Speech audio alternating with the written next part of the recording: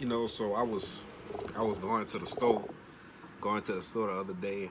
A lot of people from Louisiana, they already know this gas station called Brothers. Me personally, they got some of the best chicken at a convenience store. Um, but what really shocked me is that everybody that was in that store that was working was all family. You had you had the dad working the cash register. You had the wife frying the chicken. You had the grandmother frying the chicken. You had the kids. I'm talking about kids look like kids up to like maybe 6, 7 years old. Kids that's able to understand what's going on. And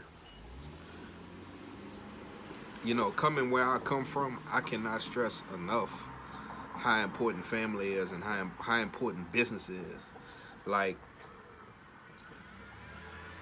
you can't. One thing that we can't do is pass down our jobs to our kids, right? I could possibly get him in the door, my son in the door, or your son, your daughter in the door, but because you don't own the company, they can do whatever they want to you.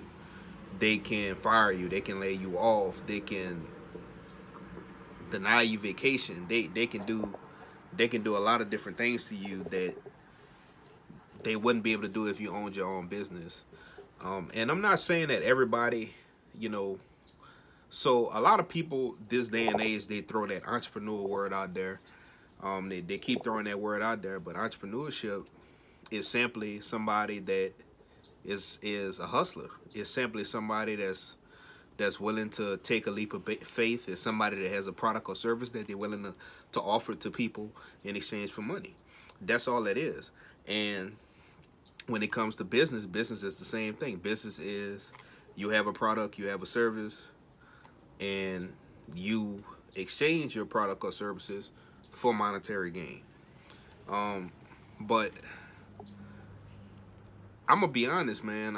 When I left out that store and I got in my car, I literally had tears in my eyes because it's just like, as far as black people, like we so behind the curve. Like we so behind the curve when it comes to economic development, starting businesses. Like we so far behind the learning curve, and it's not that we can't do it. I think a part of it is that one, we're frustrated by the way society sees us and the way society treats us. Um, and we gotta stop blaming the system because it's 2019. You can buy a stock with an app. You don't even have to leave your house and people deliver groceries.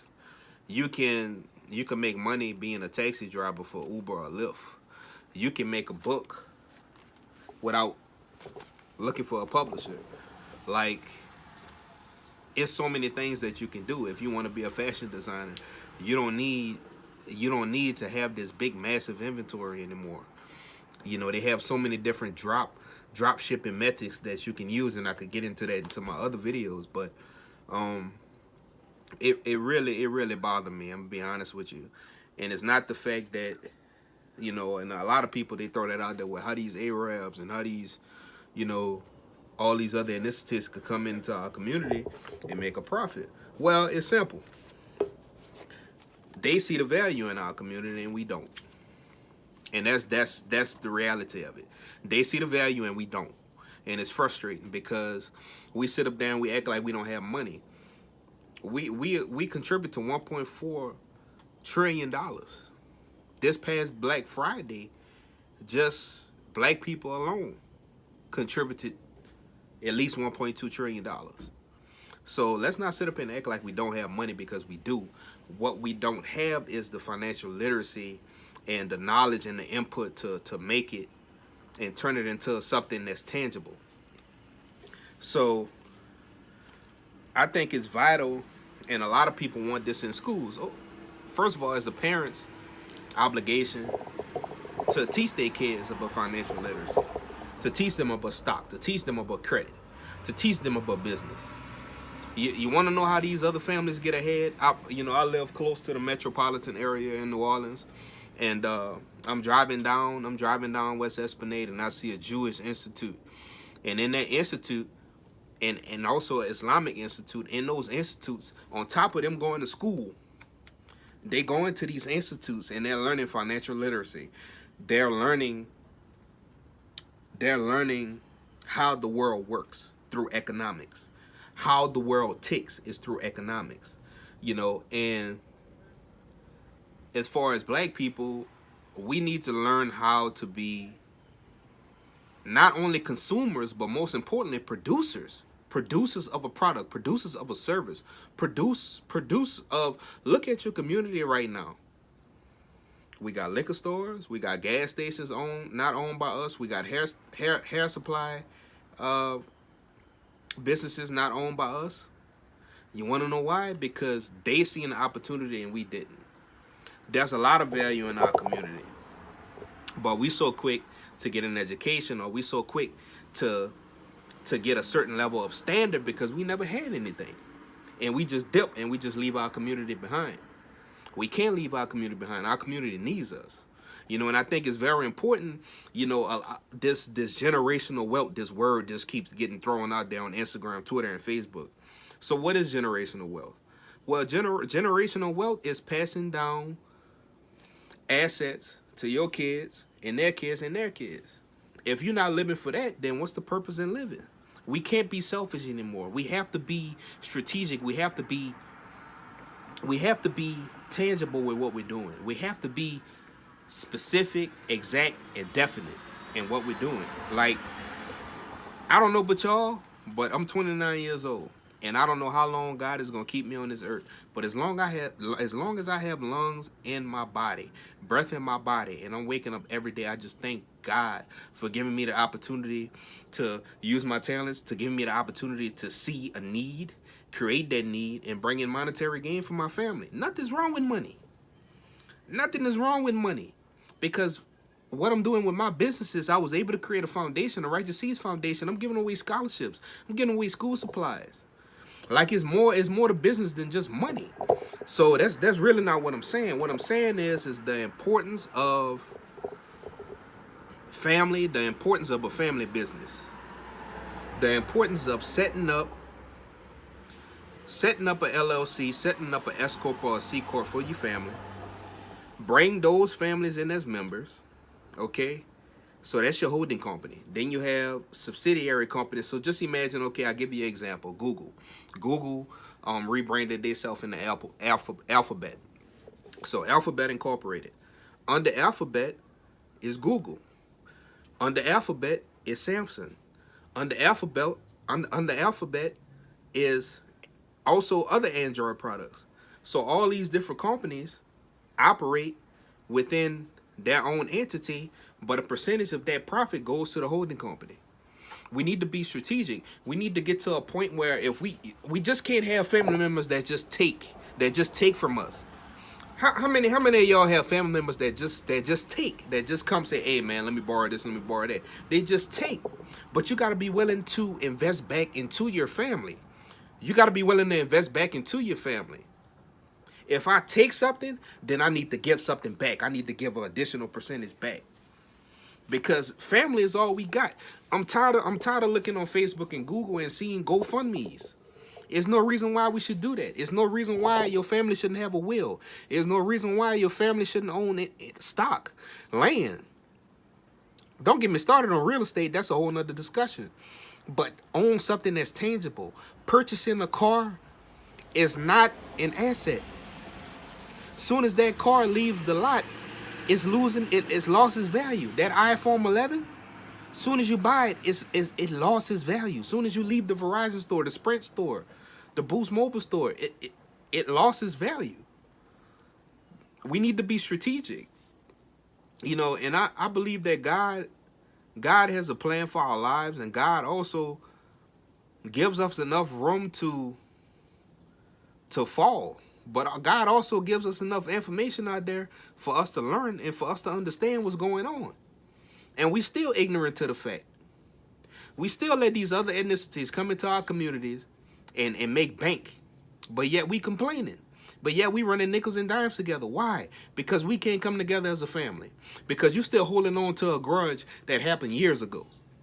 When you should just let that go and see how y'all can come together and develop business.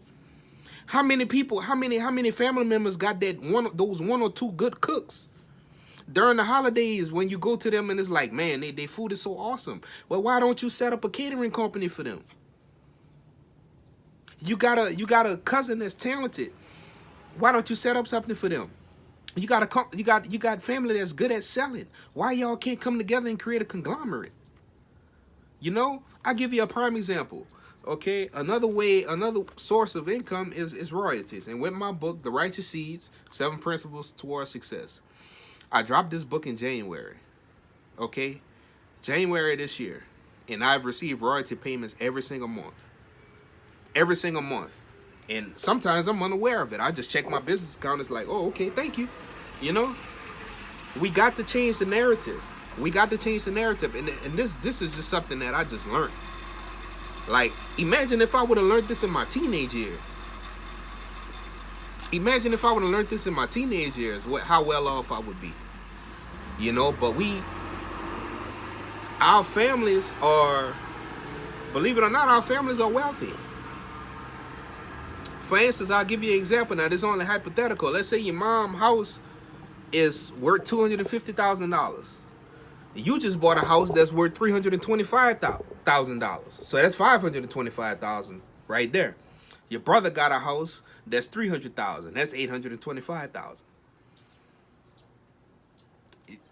Just within your family is millionaires.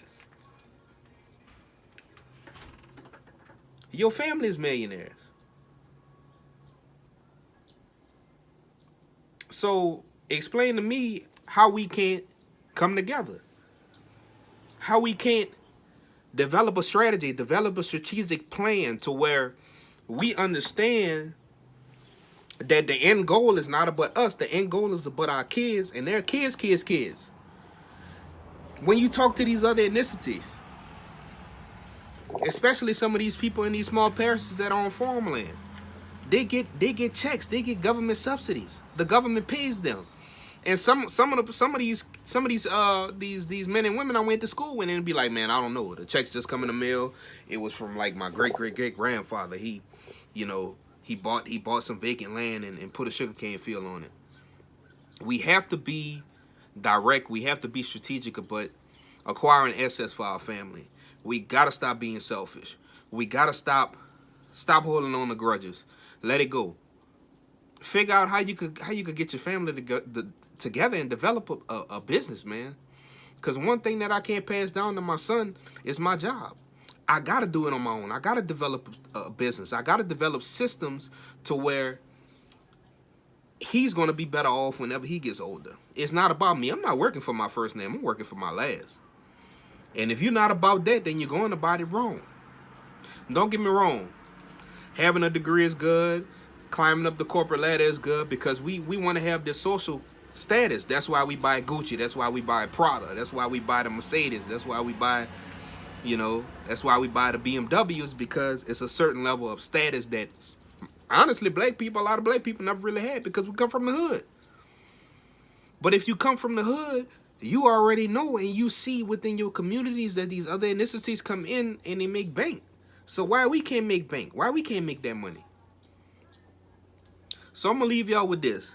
I want y'all to sit down, get a tablet, think about like your family from the ground up and what y'all good at and what y'all could do to come together. It's time to let go of these grudges. It's time to let go of all this animosity between one another.